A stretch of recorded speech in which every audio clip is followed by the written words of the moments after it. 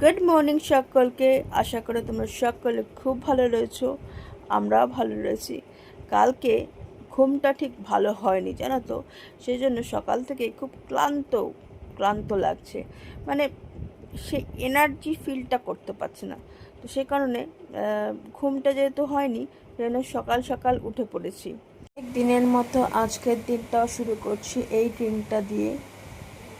এই ড্রিঙ্কটা এখন আমার পার্ট অফ লাইফ হয়ে গেছে।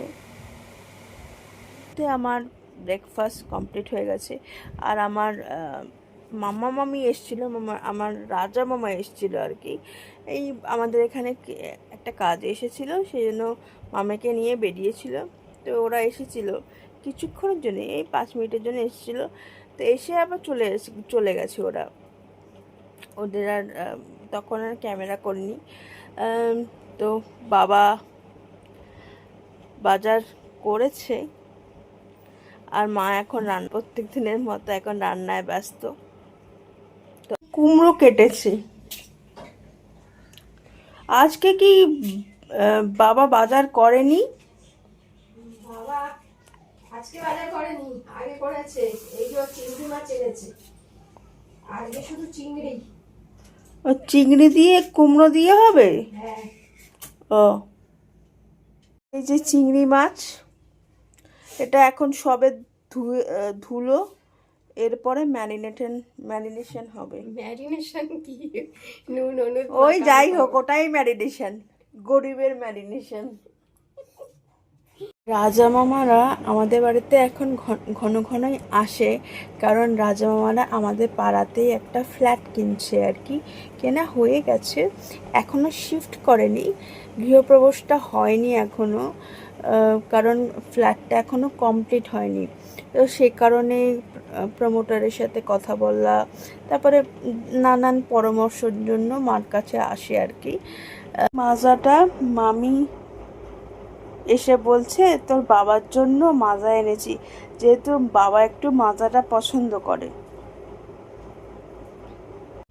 তো আজকের লাঞ্চ মেনু আমাদের, আজকে আমি লাঞ্চ মেনু তোমাদের দেখাচ্ছি। এখানে ভাত, আর একটা রাঙা আলু ছিল, একটা রাঙা আলু একটু ভেজে রেখেছি। এখানে টকের ডাল, এখানে কুমড়ো আলু দিয়ে আর চিংড়ি মাছ দিয়ে একটা ঝোল বা তরকারি যেটাই বলো। আর এখানে যে কালকে করেছিলাম শুক্তো কাপড়ের, ওই শুক্তো একটু ছিল, ওই শুক্তোটা। আর এখানে টমেটোর চাটনি, সেটাও আগেই ছিল, এই টমেটোর চাটনি। এই আজকে আমাদের লাঞ্চ মেনু। তোমরা পূর্বে দেখেছো যে আমাদের বাড়িতে জল পড়ে, আর আমাদের বাড়ি হচ্ছে অ্যাসবেস্টারের বাড়ি। বাট আমার না সেই সামর্থ্য নেই যে ফ্ল্যাট কিনবো। বাট একটা স্বপ্ন তো সবারই থাকে যে নিজের, প্রত্যেকটা মেয়েরই নিজের একটা বাড়ি থাকা উচিত। শ্বশুর বাড়ি বা বাপের বাড়ি ছাড়াও প্রত্যেকটা মেয়েরই মনে হয় একটা নিজের বাড়ি থাকা উচিত, যেখানে বলতে পারে যে আমার বাড়ি, যেখানে নিজের একটা কন্ট্রোল থাকবে। শ্বশুর বাড়িতে ইনলসদের কন্ট্রোল, আর বাপের বাড়িতে বাবা মার কন্ট্রোল। বাট নিজের বাড়ি থাকলে পরে সেখানে নিজের সব কথা চলে আর কি, এটা আমি মনে করি আর কি। তোমরা তোমাদের মতামতটা জানিও। তো আজকের মতো এখানে ভিডিওটা এন্ড করছি। আরেকটা ভিডিও নিয়ে কালকে আবার তোমাদের সাথে দেখা হচ্ছে। Bye bye.